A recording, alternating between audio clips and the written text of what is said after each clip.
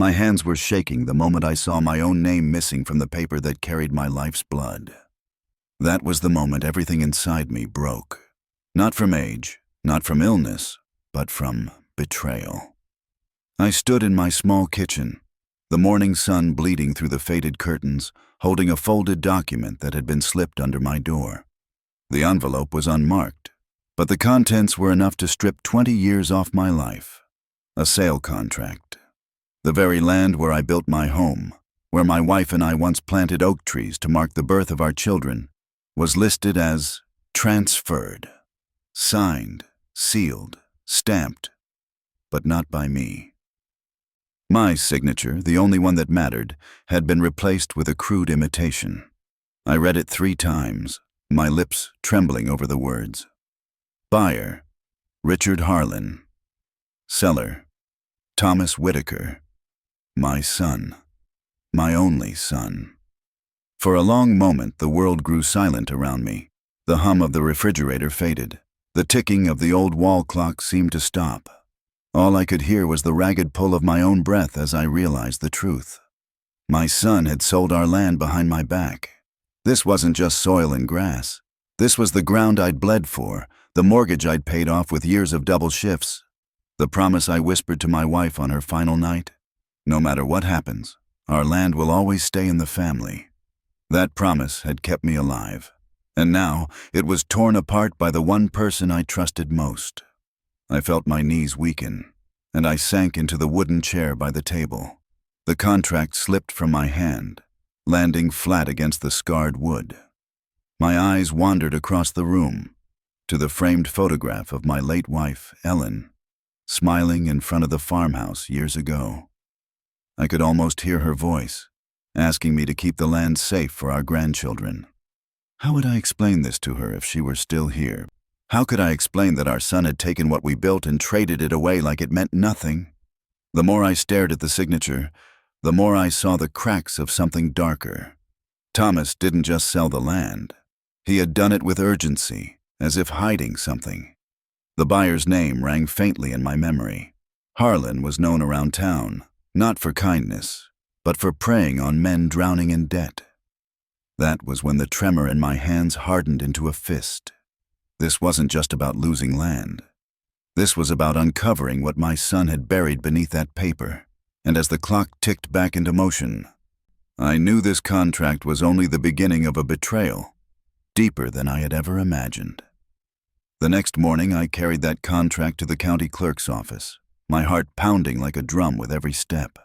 I had walked through those courthouse doors decades ago to file the original deed, my name freshly inked on papers that felt like a crown of honor.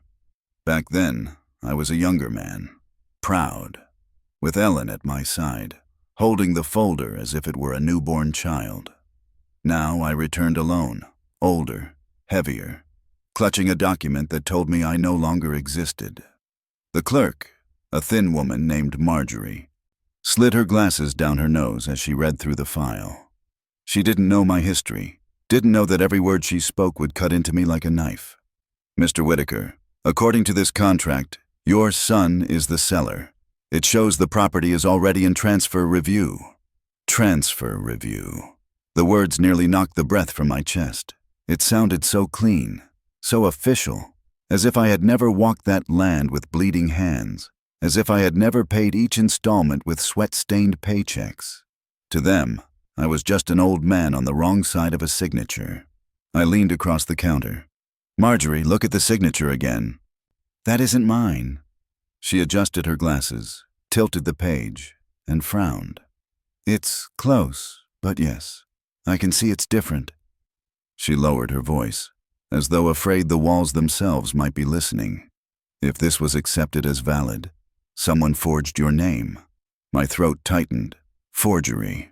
My own son had erased me with the stroke of a pen. I wasn't just excluded. I was made invisible, as if my existence had no weight in the very soil that still carried my footprints. When I stepped back outside, the courthouse square looked different. The fountain gurgled like nothing had changed, but to me, the world had tilted. A man without his name is no man at all, and in that moment, I felt stripped bare. I walked to the edge of the land itself that afternoon, the wind tugging at my jacket as if trying to push me away. The oaks Ellen and I planted were taller now, their branches tangled in the sky. I ran my hand along the bark, remembering the promise we had whispered together, that these trees would grow beside our family for generations. But now, on paper at least, my family had traded that promise away. And though the earth still recognized me, the law did not. What I didn't know then was that the missing name on that contract was only the surface. Beneath it waited a darkness my son thought he had hidden forever. I grew up believing that land was more than dirt and grass. It was memory pressed into the earth. Every ridge, every stone, every furrow carried the story of those who worked it. That's why the betrayal cut so deep. Because this place wasn't just property. It was the soil where I buried sweat, tears, and promises that should have lasted long after me. I can still remember the first day Ellen and I stepped onto that patch of ground. The grass was overgrown, the fence posts rotting, but to us it was paradise. We were young then, too young to have money, but old enough to know what mattered. She smiled at me, her hand resting gently on her belly. Thomas had just begun to grow inside her. "We'll raise him here," she whispered, eyes shining with that quiet fire of hers. "This land will be our roots." And I worked. By day I pulled long shifts at the mill, the machines shaking my bones until I felt hollow. By night, I came home and wrestled with that land. I dug trenches for water, built fences with second-hand lumber, planted trees one after another until my palms bled. Ellen would bring me lemonade in old mason jars, her voice floating across the field like a hymn. Every corner of that property holds a piece of me. The oak grove at the north edge where Thomas learned to ride his first bike, wobbling and laughing until he crashed into the grass. The back field where Ellen planted sunflowers taller than both of us, saying they would guard the house better than any fence. The porch where we sat through summer storms, holding hands, believing that nothing in the world could uproot us. That land was more than acres. It was the heartbeat of our family, which is why, standing there now, contract in hand, I felt as if I were staring at the grave of my own life. The farmhouse leaned a little more than it used to. The paint had faded, but the soul of it was still alive in ways my son had forgotten. I knelt and touched the soil, dark and rich beneath my fingertips. It answered back with memories. Calloused hands, laughter of a boy who once called me his hero, the soft hum of my wife singing while she hung clothes to dry.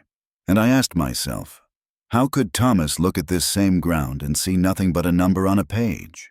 The answer would come soon enough. Because the contract he signed wasn't just a sale, it was a confession, one that pointed to debts and secrets I hadn't even begun to uncover. When Thomas was a boy, he used to run barefoot across the fields, his hair tangled by the wind, his laughter echoing through the trees. Back then, he was proud of the land, proud of the home Ellen and I had built.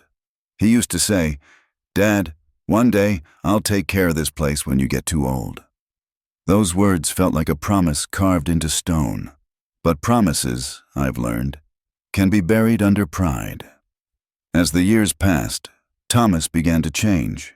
At first, it was subtle. He stopped inviting friends over to the farmhouse. Then he started spending weekends in town, chasing a life that had no dirt under its fingernails. By the time he married Claire, a woman from a family that measured worth in money and appearances, I could already see the distance in his eyes.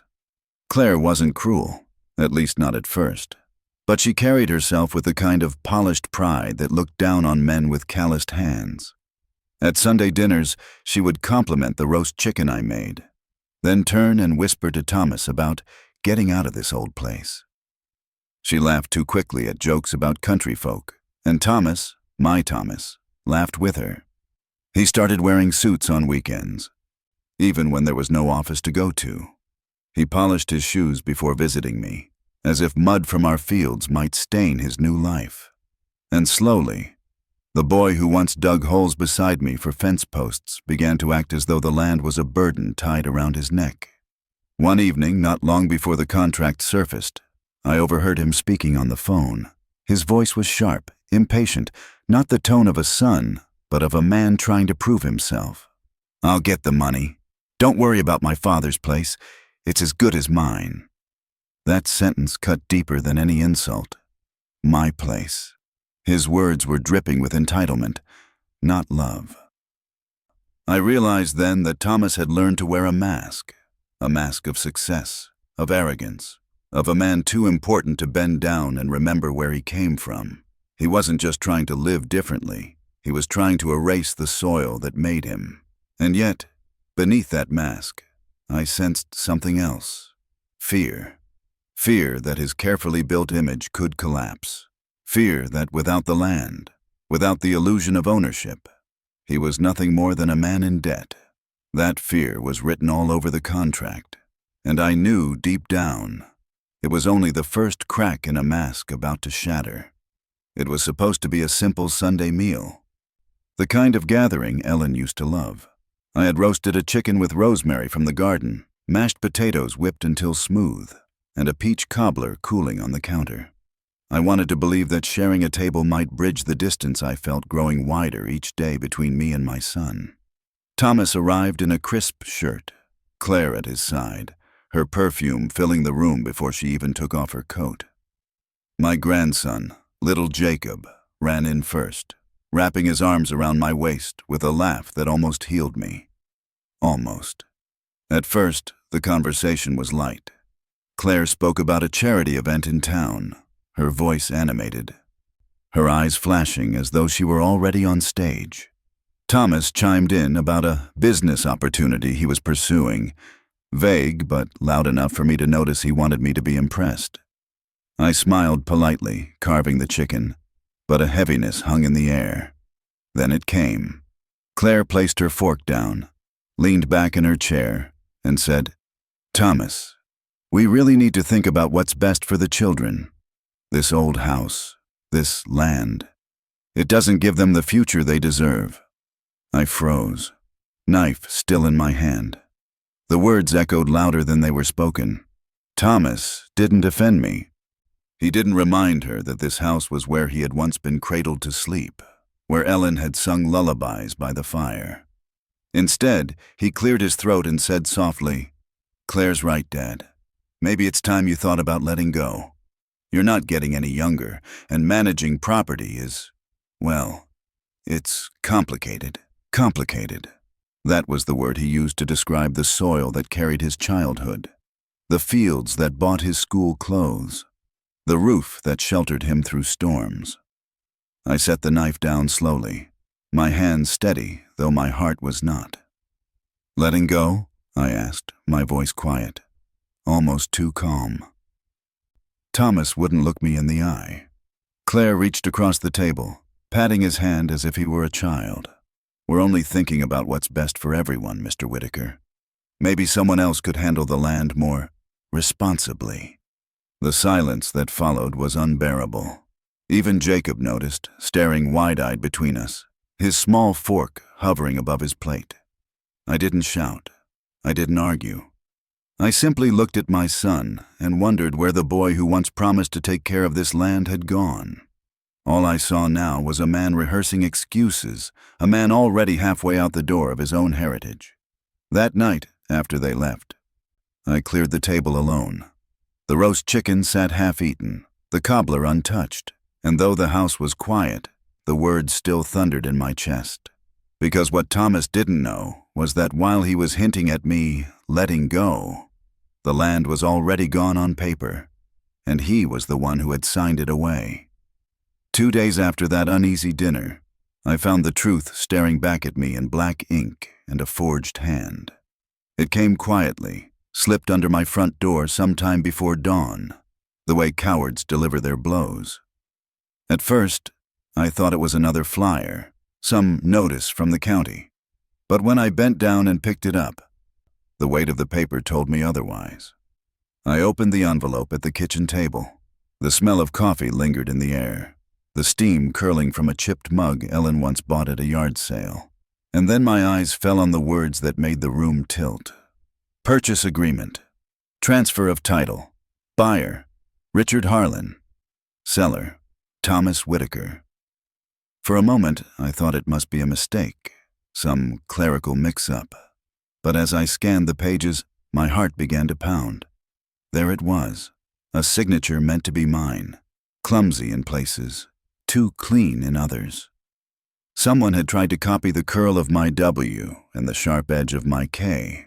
They failed, but they thought it would be enough. My son hadn't just spoken about selling the land at dinner, he had already done it. Behind my back, behind every memory that soil carried. The contract was detailed, as though it had been drafted in a rush, but with ruthless intent. The price was far below what the land was worth, almost a desperate man's bargain. And in one corner, a clause stood out. Sale executed without contest, with seller deemed of sound mind. Those words cut deeper than any blade. Of sound mind. Whoever had written this wanted no room for me to protest, no space for me to claim fraud. They wanted me erased before I even realized I had been written out. My hands trembled as I held the paper. Images flashed before me. Thomas on the phone late at night, speaking in hushed tones. Claire's smile at dinner, too quick, too knowing. The way he avoided my eyes when he spoke of letting go. I pressed my palms against the wood of the table, trying to steady myself. The land was gone on paper, but not in my heart, not in the sweat buried beneath it. And I swore, right then and there, that I would not allow ink on a page to erase a lifetime. Still, one question burned hotter than all the rest. If Thomas had already sold the land, then why did this contract find its way back into my hands? Who wanted me to see it? And what else were they trying to reveal? Word travels faster than wind in a small town. By the time I folded that contract back into its envelope, whispers had already started circling. At the feed store, men lowered their voices when I walked by. At the post office, Mrs. Caldwell wouldn't meet my eyes, fumbling with her letters as though she'd been caught holding a secret. It was old Mr. Perkins, my neighbor from across the road, who finally broke the silence. He shuffled up my driveway one evening, his hat clutched in both hands, his face creased with guilt. "I wasn't sure if I should tell you this, Robert," he said carefully. "But I think you deserve to know. Your boy's been talking around town, bragging, really. Said he made a deal that'll finally put him in the kind of company he belongs." The words tasted bitter even in someone else's mouth. I asked him straight, my voice hoarse. "Did he say what deal?" Perkins nodded slowly. "Mentioned your land. Said it was as good as his. Laughed about how easy it was to take over once you got too old to keep up. Folks thought he was joking, but the way he said it, it didn't sound like a joke." I thanked him, though the gratitude barely rose above the storm inside me. As he walked back across the road, I stood in the fading light, the fields stretching wide behind me, and felt my heart pound with a different rhythm. Betrayal is heavy, but arrogance makes it unbearable. Later that night, I overheard more. At Miller's Diner, Thomas's name slipped into a conversation between two men at the counter. "Whitaker's boy is moving up," one said with a grin. "Heard he's tied up with Harlan. Must have got tired of waiting on the old man to croak." They laughed, clinking their coffee mugs. I sat in the back booth, my coffee untouched, every word driving deeper into me. That was how my son spoke of me to strangers? Like I was dead weight? Like I was already in the ground? It wasn't just the contract anymore. It was his tongue, loose and careless, slicing at my dignity when my back was turned. By the time I walked home, the night air sharp against my face, I understood something new. The land had been sold on paper, yes, but Thomas had been selling something else long before that. My name, my worth, my place in this world. And if the whispers were true, he hadn't just sold me out for money. He had tied himself to men whose shadows stretched far darker than a crooked signature on a contract. That night, sleep refused me. I lay in the narrow bed, staring at the ceiling where shadows stretched like cracks in old plaster. Every creak of the house felt louder. Every gust of wind against the windows sounded like someone knocking. I turned over again and again, the contract on the nightstand glowing under the lamplight as if it were alive, mocking me. I picked it up for the 10th time, my fingers running along the forged signature. My own name, bent into something ugly. That single act told me everything. My son didn't see me as his father anymore. He saw me as an obstacle, a barrier to whatever empire he thought he was building. I went to the desk where Ellen's sewing basket still sat, untouched since the day she left this earth. I opened the drawer beneath it and pulled out the old leather folder I had kept for decades. Inside were the receipts, tax bills, and the original deed with my signature pressed deep in ink. Proof that this land wasn't his to give away.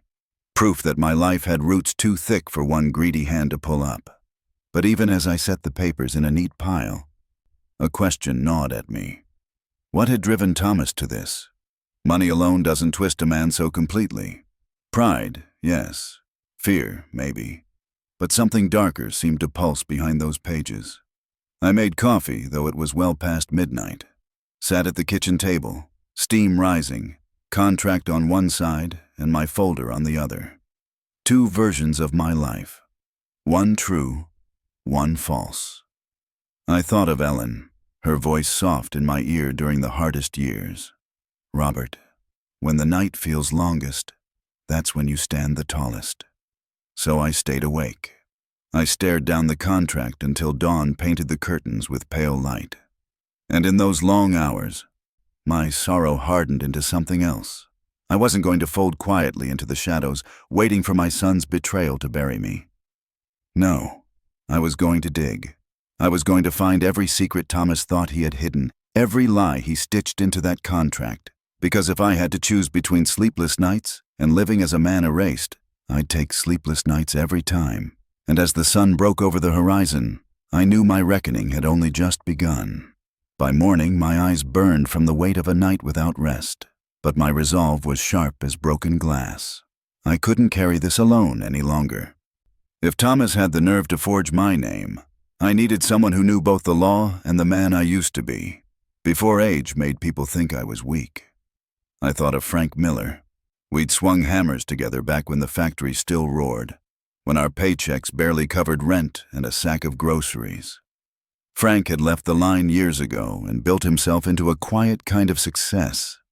These days he worked at the county records office, the kind of man who could pull a file faster than most could find their car keys. I called him just after 8. His voice on the line carried the same gravel it always had. "Robert, it's been too long, old friend. What's wrong?" I swallowed hard. My pride wanted me to say nothing, to bury the shame. But pride had already cost me enough. Frank, my boy, forged my name, tried to sell the land out from under me. There was silence on the other end, the kind that weighs heavy. Then a low curse, followed by, "Come down here. Bring whatever papers you've got." By noon, I was sitting in Frank's cluttered office, sunlight slanting across stacks of manila folders. He looked at the contract first, turning it slowly in his hands. Then he opened my old leather folder and laid the deed beside it. His eyes narrowed, his jaw tightened. "Robert, this isn't just careless, this is fraud. If this goes through, you lose not just the land, but your name, and I won't let that happen." Hearing those words nearly broke me. For the first time since finding that cursed envelope, I felt less alone. Frank leaned back, folding his hands. "Your son's desperate. You can smell it on this paper. The buyer, Harlan. He doesn't touch clean deals. If Thomas signed with him, it means he's drowning in something worse than debt. This contract is just the surface." I felt my stomach sink. Debt? I could understand. Debt I could forgive. But the way Frank said, "worse," made my skin crawl. "I'll dig," Frank promised, already reaching for the phone. "I'll check county filings, bank liens, whatever trail he left. And you, Robert? You keep every scrap of paper safe. Don't let this contract out of your sight." I nodded, gripping the folder as though it were my last lifeline, because in a way, it was. And as I left his office, the courthouse bell chiming overhead, I realized Frank was right. This wasn't just betrayal. This was the first sign of rot that had been spreading under my roof long before I noticed the cracks. Frank called me 2 days later, his voice heavy with the kind of news a man doesn't want to deliver over the phone. "Robert, you'd better come back down here. I found something." When I stepped into his office, the air was thick with dust and the smell of old paper. He had a stack of files spread across his desk, red tabs poking out like warnings. He didn't waste time. He slid the first folder toward me. "Here's the deed to your land. Your name, clear as day. No question about ownership." Then he placed the contract Thomas had signed right beside it, tapping the shaky signature. "This one doesn't hold water. Any judge with eyes could see it was forged. But that's not what's keeping me up at night." He pulled out another document. A loan agreement. My name wasn't on it, but the collateral listed made my stomach turn. It was the land. My land. I blinked, trying to steady my breath. How could he even— "Because he acted as though the transfer already went through," Frank interrupted. "He showed this contract to the bank as proof. They should have checked deeper, but with Harlan backing it, they looked the other way. Your son borrowed money against something that was never his to borrow." The room seemed to close in on me. I ran my hand over my face, feeling the weight of years and the sting of betrayal. "How much?" Frank hesitated, then slid a final paper across the desk. "Enough to bury himself. And if he fails to pay, Harlan won't stop at him. They'll come circling here." I stared at the figure, too large for any honest man to repay. My son hadn't just sold the land. He'd chained it to debts he couldn't outrun. Frank leaned forward, his voice softer now. "Robert, you need to protect yourself. Gather every record you've got, receipts, tax filings, even letters. Anything that proves your hand has always been on this land. I'll file notice with the county clerk that a dispute exists. That'll freeze movement until we get this straight." That night I pulled out every box I had tucked away in closets and under the bed. Decades of life stacked in brittle envelopes, mortgage stubs, old insurance slips, letters from Ellen with reminders to pay the tax bill. Each scrap of paper was proof that the soil beneath my feet was mine. As I stacked them neatly on the kitchen table, I caught myself whispering aloud, as if Ellen could still hear me. "They won't take it, love. Not while I'm breathing." But even as I spoke, the question gnawed deeper. If my son was desperate enough to forge my name and gamble our land with men like Harlan, what else was hidden in the shadows I hadn't yet seen? I thought I had seen the worst of it when Frank showed me the loan papers, but I was wrong. The truth was darker, buried between the lines of that contract like rot hiding under fresh paint. It was Frank who spotted it first. He handed me a copy of the addendum stapled to the back of the agreement. The pages were thinner, the ink faded in places, as if someone wanted them to go unnoticed. "Look here," he said, pointing to a clause near the bottom. Collateral not only included the land, but also any future inheritance rights tied to my estate, my home, my savings. Even the small insurance policy Ellen had left behind. It was all listed as if Thomas already owned it.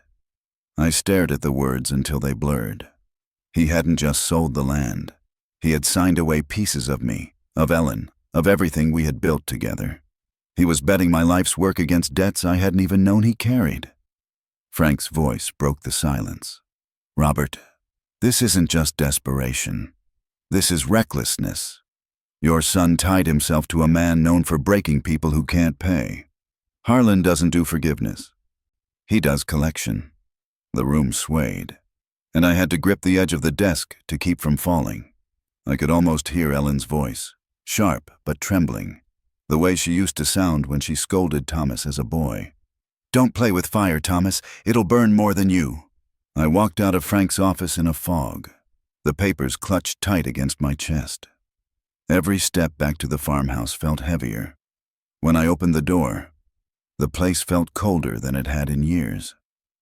I sat at the kitchen table, staring at the contract again, my breath uneven.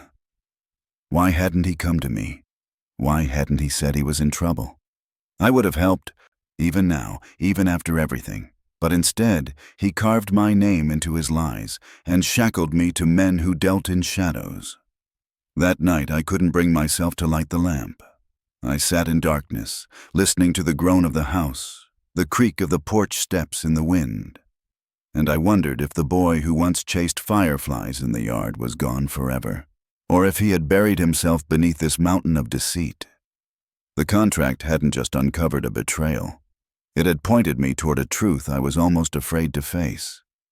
My son's darkest secret was no longer the sale of the land. It was the life he was hiding, a life tangled with debts, lies, and men who would stop at nothing to collect what they believed was theirs. I didn't plan the confrontation. It came the way storms do, sudden, loud, impossible to hold back. Thomas showed up at the farmhouse the next evening, his car headlights slicing through the dusk like knives. He didn't knock.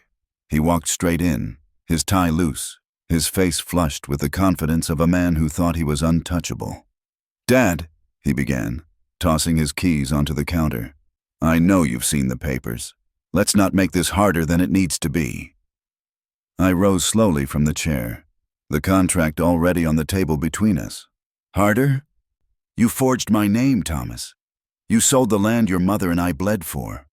His jaw tightened, but his voice stayed slick, practiced. "I didn't sell it. I secured it. For all of us. Harlan has connections. He can make this land worth 10 times what it is now. You wouldn't understand. It's business." I slammed my palm onto the contract. The sound echoed through the room. "This isn't business. This is betrayal. Blood doesn't get erased by paper." For the first time, his eyes flickered. He looked at the floor, then back at me, anger rising like heat off asphalt. "You never gave me anything but work and dirt, Dad. Always preaching about soil and roots, while everyone else built real lives.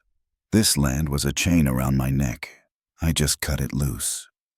His words landed like blows. Dirt, chain. Was that what he saw when he looked at the fields where he'd played as a boy? Where Ellen had sung lullabies on the porch? I took a step closer, my voice low, steady. "That land bought your school clothes. It put food on this table. It held your childhood. And now you've traded it to men who will grind you into dust when they're done." For a moment, silence hung between us. I searched his face for the boy who once promised to take care of this land when I was gone. But all I saw was a man drowning in debts and pride, too proud to ask for help, too blind to see the cliff he was walking off. Finally, he sneered, forcing a cold laugh. "You're old, Dad. You wouldn't survive a year running things the way they are now. Better I take it than watch you waste it." I wanted to shout, but the words dried in my throat. I realized then that arguing wouldn't bring him back. The boy I raised was gone, and the man standing before me was someone I no longer recognized. He grabbed his keys and stormed out, the door slamming hard enough to rattle the windows. I stood in the silence he left behind, the contract still trembling beneath my hand. And as the sound of his car faded down the road, I knew the battle ahead wouldn't just be about land. It would be about proving that blood is more than paper, and that some legacies can't be signed away. The next morning, I tried to carry on as if nothing had happened. I poured my coffee, fed the chickens, walked the fence line like I had done every day for decades. But the silence clung to me heavier than the morning fog. Every step reminded me of Thomas's words. Dirt, chain, old. Words that dug deeper than any plow. It was Jacob who broke through that silence. My grandson came running up the porch steps after school, his backpack bouncing against his shoulders.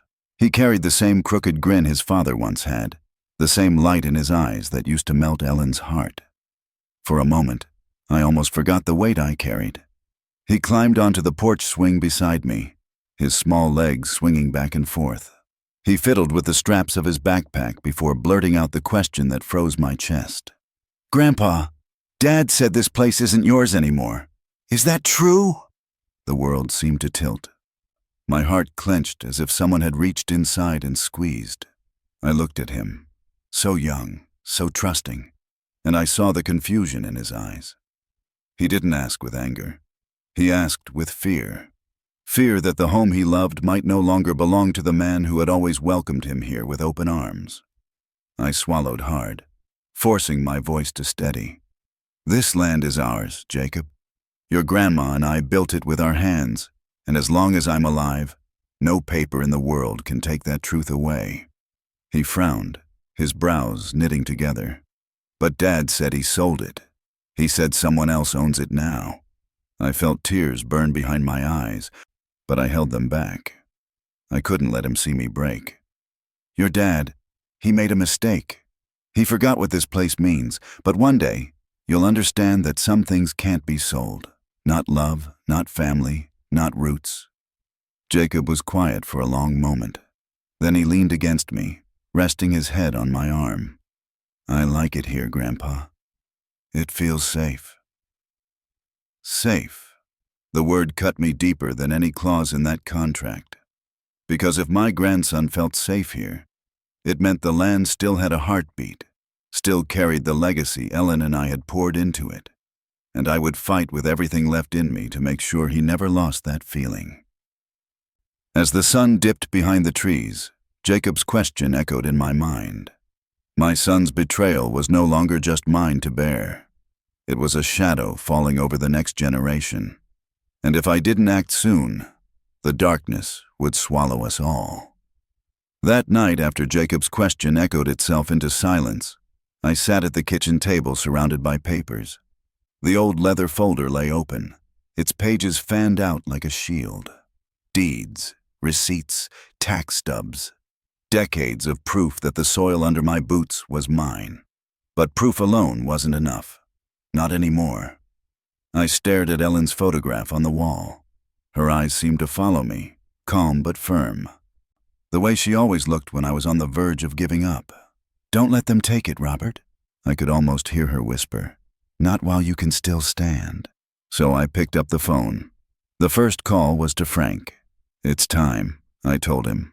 "I want to move forward with everything, file disputes, freeze transfers, whatever it takes." His voice on the other end was steady. "Good. Bring everything tomorrow. We'll make it official." The second call was harder. I rang an attorney I hadn't spoken to in years, Margaret Lawson, a woman with a reputation for cutting through lies like a blade through silk. She remembered me at once. "Mr. Whitaker, I'll clear my schedule. Bring every scrap of paper. We'll build a case so tight even Harlan can't pry it open." The next morning, I walked into her office with my box of records. Margaret listened as I laid out every detail: the forged signature, the shady contract, the whispers of debts tied to Harlan. She didn't interrupt. She simply took notes, her pen scratching like thunder across the page. When I finished, she leaned back, her expression firm. "Robert, this isn't just fraud. It's exploitation. Your son gambled with assets that were never his. We'll file an injunction to block any sale, and I'll help you amend your will, so the land bypasses him completely." The words hit me like a lifeline.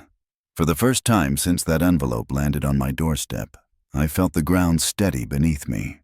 That evening, back at the farmhouse, I signed the first set of papers Margaret prepared. My hand trembled, not from weakness, but from the weight of what it meant. I wasn't just protecting land. I was defending Ellen's memory. I was shielding Jacob's future. When the ink dried, I closed my eyes and whispered, "It's done, love. The fight has begun." But deep inside, I knew this was only the opening move. Because Thomas wouldn't stay silent when he realized the land he thought he had stolen was slipping back through his fingers. The courthouse was crowded that morning, though my case was only one among many on the docket. Still, word spreads fast in a small town, and when an old man walks in with a forged contract under his arm, people notice. I felt their eyes on me as I crossed the worn tile floor, every step echoing against the high ceiling. Frank walked beside me, steady as always, carrying the box of documents like it was a soldier's shield. Margaret Lawson led the way, her heels striking sharp against the floor, her briefcase clutched tight. I'd chosen my best jacket, though it still smelled faintly of wood smoke, as if the land itself refused to let me walk in without its mark. Thomas arrived late. He swept through the doors in a tailored suit, his tie knotted too tight, Claire trailing just behind him. He didn't look at me. Instead, he shook hands with Richard Harlan, who was already seated, his expression calm, almost smug, as though the outcome had been decided long before the hearing began. When the judge called the case, Margaret rose. Her voice cut through the room, clear and sharp. She laid the forged contract on the table, then placed the original deed beside it, my signature firm and decades old. She spoke of forgery, of betrayal, of a son who had gambled with what was not his. Then she called me forward. My knees trembled as I stood, but my voice held steady. Your Honor, this land is not numbers on a page. It is the ground I worked with my wife, the place I raised my son. And this signature, this clumsy imitation, is not mine. It is the shadow of my name, stolen to serve another man's greed. Gasps rippled through the gallery. Even Claire shifted uneasily, her face pale. The judge examined the papers, his brow furrowing. Mr. Whitaker, your testimony is clear, and the handwriting analysis confirms what we see here. This contract is fraudulent. For the first time, Thomas's mask cracked. He leaned toward Harlan, whispering fast, his hands twitching on the table. Harlan remained still, but his jaw tightened, his smugness thinning into silence. When the session adjourned, the air in the room was heavy. People whispered in corners, shaking their heads. I caught fragments. His own father, shameful. Never thought Thomas would stoop so low. I walked out of that courthouse with my head high, not because the fight was over, but because the truth had been spoken aloud where no one could ignore it. Yet as I stepped into the sunlight, I knew Thomas wouldn't retreat quietly. A man desperate enough to forge his father's name still had darker moves left to play, and I would have to be ready for them. The days after the hearing felt different. I couldn't walk through town without hearing the echo of whispers. At the hardware store, men who once greeted Thomas with handshakes now shook their heads. At the diner, waitresses who used to refill his coffee with a smile turned their backs when he entered. Respect is a currency. And my son had spent every coin he had left. I saw it first in Claire's eyes. She arrived at the farmhouse one afternoon without him, her voice sharp, her face drawn. Mr. Whitaker, she said, barely able to meet my gaze, do you know what your son has done? The debts, the lies. Her voice cracked as she whispered, he mortgaged our future on promises that weren't even his to make. Neighbors told me he had been turned away from the bank, his accounts flagged, his requests denied. Harlan, the man he thought was an ally, stopped answering his calls. I imagined Thomas sitting in his car outside that slick office building, dialing again and again, his mask of confidence slipping with each silence on the line. By the second week, the cracks were visible to everyone. He no longer wore pressed suits. His tie hung loose, his hair uncombed. The arrogance that once carried him into rooms now sagged into bitterness. He walked with shoulders hunched, avoiding the very people he used to boast to. It wasn't long before word reached me of Claire packing bags. She took Jacob and moved back with her parents, her patience broken by the storm Thomas had dragged them into. That knowledge twisted something inside me. Grief for my grandson, who had no choice in the matter. One evening, as the sun bled orange across the fields, I saw Thomas's car pull into the drive. He didn't get out right away. He sat there, gripping the wheel, his silhouette slumped against the glass. Finally, he stumbled up the porch steps and stood in the doorway, his voice hoarse. Dad, they won't stop calling. The debts, the threats. I don't know what to do. I looked at him, this hollowed man who had once been a laughing boy chasing fireflies. My heart ached, but I held my voice steady. You should have thought of that before you sold more than land, son. You sold your name. And now the weight of it is crushing you. He dropped his eyes, unable to answer. The silence stretched between us like a canyon, and I knew the collapse had already begun. The land was safe, for now, but Thomas's world was crumbling, and with it, the last fragile ties between us. The night after Thomas stood in my doorway, I sat awake in the armchair by the window. The land spread out in darkness beyond the glass. My mind turned over every memory, every sacrifice, every broken promise. I thought of Ellen, of the vow we made to keep this soil safe. And I realized the time had come to decide not only what to do with the land, but what to do with my son. By morning, the decision was clear. I gathered the folder of records, the stack of fresh documents Margaret had prepared, and drove into town. At the notary's office, my hand did not tremble as I signed the papers. I amended my will. I revised the deed. I left no gaps, no open doors for Thomas to creep through again. The land, the house, everything I had built would pass directly to Jacob and the grandchildren who came after him. Their names were now etched into the future. Thomas's name was gone, erased with one stroke of a pen that this time was mine, firm and final. When it was done, I felt no triumph, only a heavy stillness. Blood should bind, but betrayal cuts deeper than blood. Later that evening, Thomas came again. He looked older, though only a few days had passed. His shoulders drooped, his tie was gone, his voice cracked. "Dad," he whispered, "Claire left. Harlan's men are circling. I've got nothing left. Please, help me." I looked at him for a long time. Part of me wanted to reach out, to pull him back into the embrace of the father he had abandoned. But another part of me, the part scarred by forged signatures and whispered lies, stood taller. "I gave you everything once," I said quietly. "My work, my love, my trust, and you traded it for debts and greed. Now, I have only one thing left to give you, the truth." His eyes searched mine, desperate. "The truth is this: you will never touch this land again. It belongs to Jacob and those who come after him. My verdict is final. You are my son by blood, but not by legacy. The soil does not remember you, Thomas. It remembers those who honor it." His lips trembled, but no words came.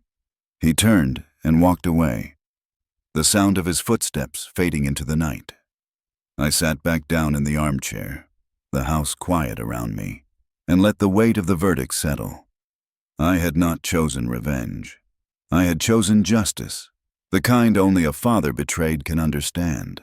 And yet, as the wind rattled the windows, I couldn't help but wonder if stripping him from the land would be enough. Because men like Harlan don't disappear when a verdict is spoken. They come knocking when you least expect it. The morning after my final decision, I walked out to the far edge of the field where the oak trees still stand. Ellen and I had planted them when Thomas was a boy. Their roots so small we carried buckets of water by hand to keep them alive. Now their branches stretched wide into the sky, older, stronger, scarred by storms, but still standing. I placed my palm against the bark and felt its rough skin. It was as if the tree itself was whispering back, "You endured, and so did I." I lowered myself onto the bench I had built there years ago, the wood worn smooth by time. The land spread out before me, fields golden in the morning sun, the farmhouse rising like a monument to decades of sweat and sacrifice. For the first time in months, I allowed myself to breathe deeply, without fear that everything might be stolen in the dark of night. Thomas's shadow no longer lingered here. His choices had written him out of this story, but the soil remained faithful. Jacob's laughter still echoed in these fields when he visited, running between the trees, calling me Grandpa with a joy that no contract could erase.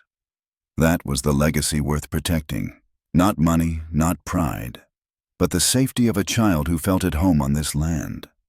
I thought of Ellen, of the promise I made to her when the farmhouse was new and the paint still fresh. "We'll keep this land in the family, no matter what." I had faltered, yes. I had been blindsided by betrayal, but in the end, I kept my word. The papers now rested in Margaret's office, sealed and secure. The deed was updated.